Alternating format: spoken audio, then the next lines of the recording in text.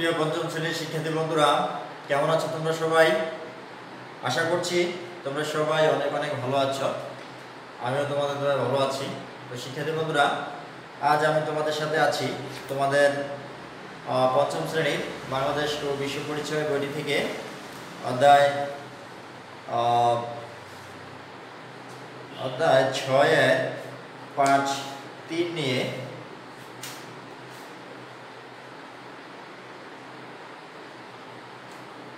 এই মুহূর্তে তোমরা যারা আমার সাথে আছো এবং যে অভিভাবকগণ আছেন সকলকেই স্বাগত জানাচ্ছি। রামগড় অনলাইন স্কুলের পক্ষ থেকে আমি মোহাম্মদ মনির হোসেন, সহকারী শিক্ষক, ভাগ্যকারবাড়িপাড়া সরকারি প্রাথমিক বিদ্যালয়, মাটিরাঙ্গা, খাগড়াছড়ি। তো শিক্ষার্থী বন্ধুরা, তোমরা সবাই তোমাদের পঞ্চম শ্রেণীর বিশ্ব পরিচয় বই এবং খাতা কলম নিয়ে পড়ার টেবিলে বসে পড়ো। আমরা গত পাঠে আলোচনা করেছিলাম নদী ভাঙন নিয়ে, যেটি একটি প্রাকৃতিক সমস্যা এবং মানব সৃষ্ট কিছু দিকও ছিল। তো তারই ধারাবাহিকতায় আজ আমরা আরেকটি পাঠ নিয়ে আলোচনা করব, যে সেটি হচ্ছে বন্যার একেবারে বিপরীত ধরা যায়, সেটা কি হতে পারে? খরা। আজ আমরা আলোচনা করব কি নিয়ে? খরা নিয়ে। তোমরা সবাই আজকের পাঠের বিষয়টি তোমাদের খাতায় লিখে নাও। পাঠে যাওয়ার আগে আমি তোমাদেরকে একটি ছোট ছবি দেখাচ্ছি, সবাই একটু মনোযোগ সহকারে দেখো। যে একেবারে নিচে একটি ছবি দেখা যাচ্ছে, তো শিক্ষার্থীরা এই ছবিতে কি দেখতে পাচ্ছ? যে এখানে কি হচ্ছে? গাছের মধ্যে এই পাতা একেবারে সব ঝরে গেছে, কিছু পাতা আছে তাও রোদে কি হয়ে গেছে? একেবারে ঝলসে গেছে। তারপর হচ্ছে একটি গরু একেবারে শুকিয়ে গেছে, খাবার না পেতে পেতে গরুকে কি হয়ে গেছে? একেবারে শুকিয়ে গেছে, হাড় দেখা যাচ্ছে। এবং এই মাঠ প্রান্তর সবকিছু শুকিয়ে গেছে, কোনো ঘাস নেই। গাছের যে গুঁড়িগুলো সেগুলো দেখা যাচ্ছে অনেকটা শুকিয়ে গেছে। তো সবকিছুই এখানে কি শুকনো ভাব, অর্থাৎ এটাকে আমরা কি বলতে পারি? খরা বলতে পারি। মানে খরার ফলশ্রুতিতে এটি হয়েছে। তো আমাদের বই, যে তোমাদের যে বইটি আছে সেই বইয়ে যদি আমরা 52তম পৃষ্ঠা দেখি, তাহলে খরা সম্পর্কে বিস্তারিত কিছু তথ্য এখানে দেওয়া আছে। তো এখানে বলছে যে খরা আমাদের দেশের কোনো কোনো অঞ্চলে যেমন নদী ভাঙ্গনের শিকার হচ্ছে। আমরা দেখেছি গত ক্লাসে যে নদী ভাঙ্গনের শিকার হচ্ছে কোথায় কোথায়, কেন হচ্ছে, কী কারণে হচ্ছে এবং তার ফলাফল কি।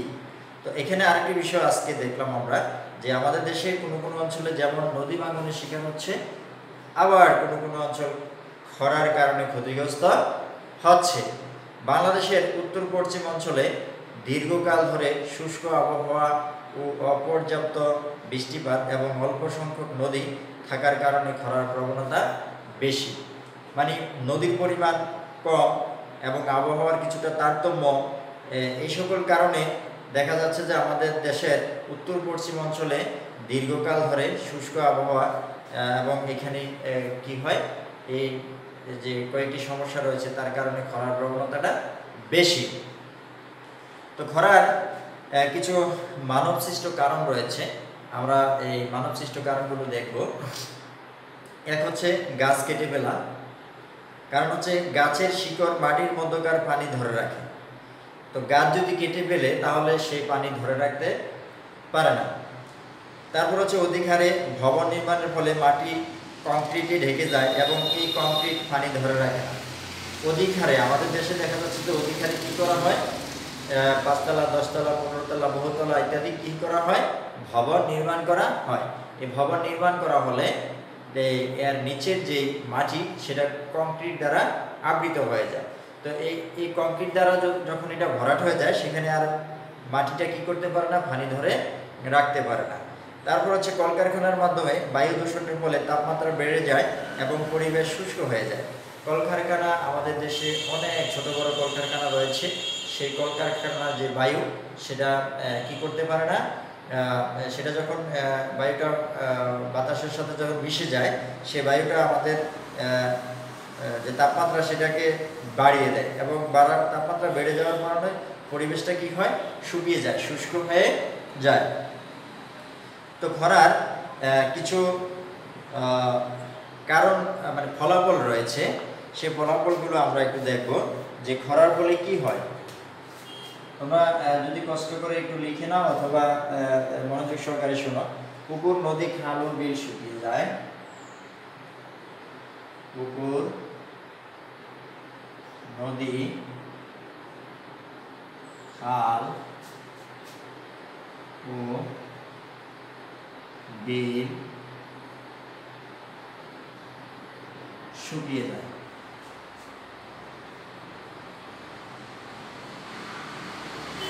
তারপর কি হয়, মাঠে ফসল ফলাতে কষ্ট হয়। মাঠে ফসল ফলাতে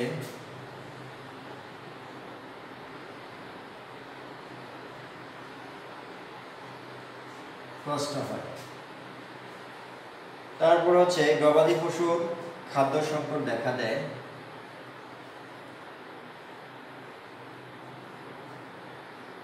গবাদি পশুর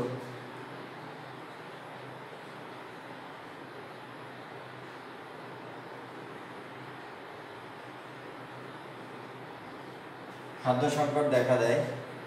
খাবার পানির অভাব দেখা যায়।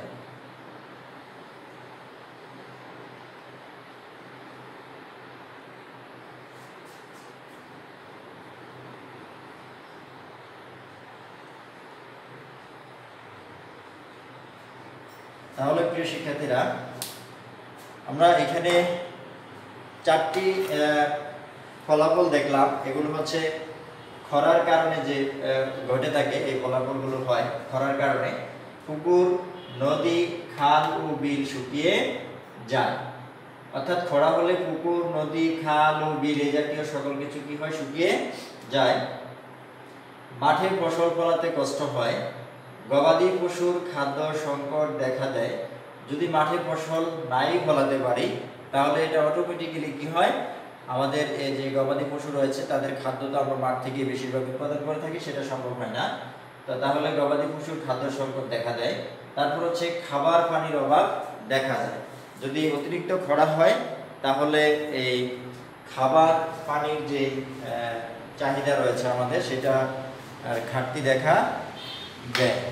তাহলে আমরা কি দেখলাম, যে খরা কেন হয়, খরা হওয়ার কারণ এবং খরা হলে কি হয়, সেই গুরুত্বপূর্ণ আমরা কয়েকটি সমস্যা আমরা দেখলাম।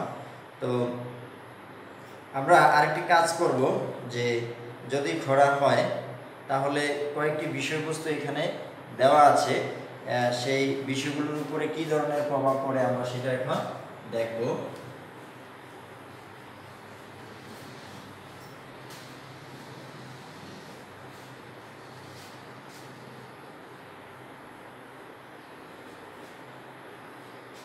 যদি খরা হয়, তার ফলবর্তীতে তার ফল কি হয়, আমরা কয়েকটি বিষয় দেখব। প্রথম একটি বিষয় হচ্ছে নদী। যদি খরা হয় তাহলে নদীর ক্ষেত্রে কি হবে।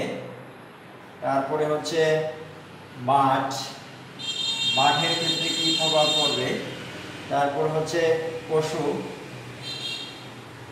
পশুর কি প্রভাব পড়বে পশুর উপরে।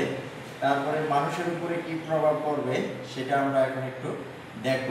একটি গুরুত্বপূর্ণ এবং বাস্তব জিনিস, যে খরা যদি হয় তাহলে নদীর উপরে কি প্রভাব পড়বে। নদীর পানি কি হবে, শুকিয়ে যাবে। নদীর পানি কি হবে, শুকিয়ে যাবে। সেটা আমরা নির্দ্বিধায় বলতে পারি, যদি খরা হয় তাহলে নদীর পানি শুকিয়ে যাবে। মাঠের ক্ষেত্রে কি হবে, মাঠে আমরা একটু আগে দেখেছি যে মাঠে ফসল ফলানো যাবে না, অথবা গেলেও কি হবে, কঠিন হবে। মাঠে ফসল ফলানো কঠিন হবে। পশুর ক্ষেত্রে কি হবে? পশুর ক্ষেত্রে আমরা জানি যে খাদ্য যোগান দেয়া যাবে না, অর্থাৎ যদি মাঠে ফসল ফলাতে নাই পারি তাহলে পশুর মাঠ থেকে যে খাদ্যর চাহিদা পূরণ করে থাকে সেটা এই খাদ্য যোগান দেওয়া যাবে না। মানুষের ক্ষেত্রে কি হবে?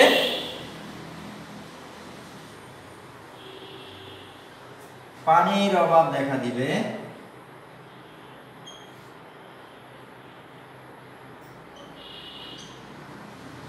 পানির অভাব দেখা দিবে। আর কি হবে? রোগের প্রাদুর্ভাব দেখা দিবে।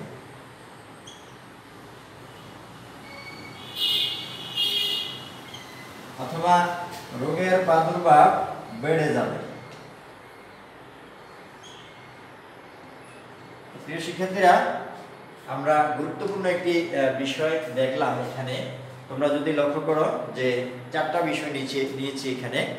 এই 4টা বিষয়ের মধ্যে দেখলাম যে নদী, মাছ, পশু, মানুষ, কয়টি বিষয় নিয়েছি আমরা?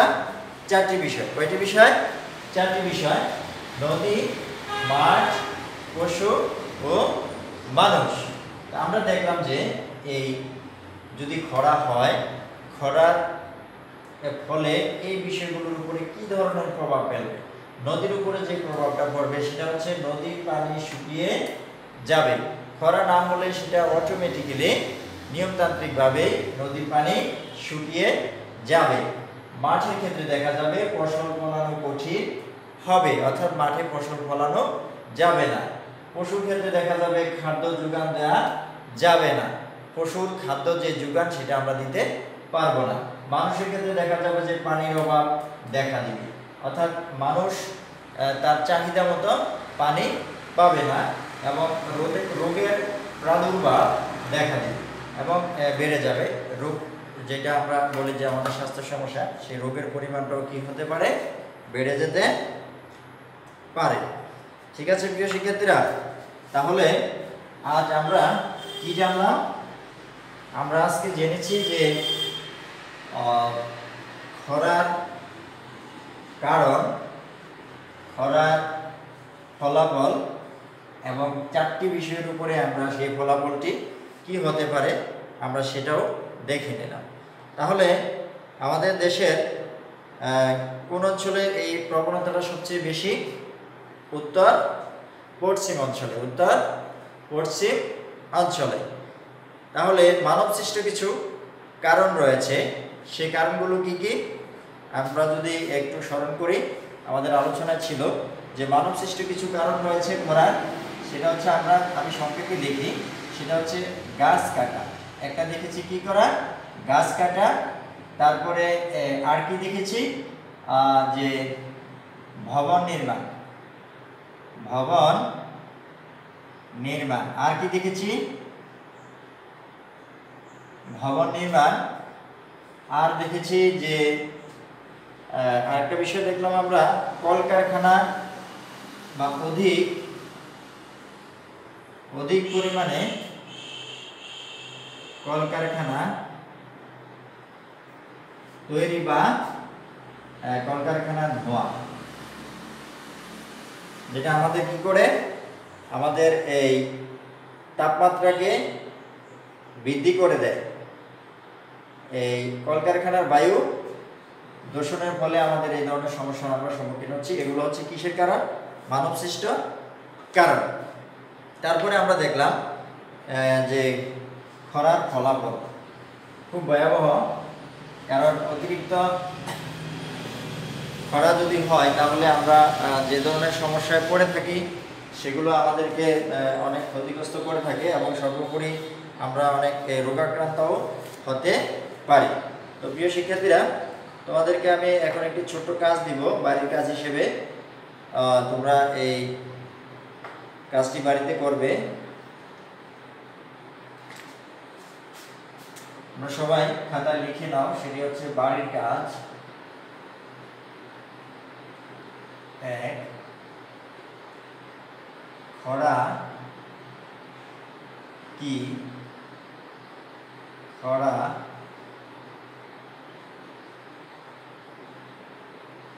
কেন হয়?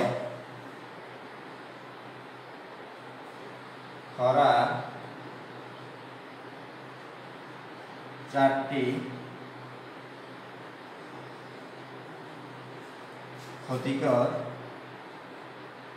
দিকও বলতে পারি, আমরা প্রভাবও বলতে পারি। ক্ষতিকর দিক লেখো। খরা কি? খরা কেন হয়? খরার চারটি ক্ষতিকর দিক লেখো।